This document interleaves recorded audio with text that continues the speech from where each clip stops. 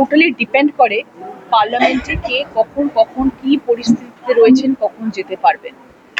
তো যারা একদম পুরোপুরিভাবে রাজনীতিবিদ, যারা রাজনীতিটাই যাদের পেশা, সেটাই তাদের মেইন কাজ, তাদের আমার মনে হয় পার্লামেন্ট ডেফিনেটলি ভিজিট করা উচিত।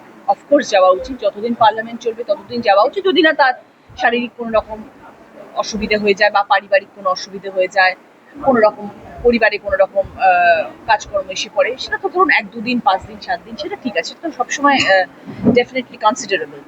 কিন্তু যাদের অনলি পেশা রাজনীতি, তাদের আমার মনে হয় ডেফিনেটলি পার্লামেন্টে যাওয়া উচিত। কিন্তু যাদের রাজনীতির পেশার সাথে অন্যান্য পেশাতেও তারা যুক্ত রয়েছেন, যেমন আমি এর উদাহরণ দিচ্ছি আমার নিজেরটাই, কারণ আমি দিদি নাম্বার ওয়ানের মতন একটি 365 দিনের একটা টেলিকাস্ট হওয়া শো আমি করি, প্লাস আমার নিজস্ব ব্যবসা, প্লাস আমি রাজনীতি।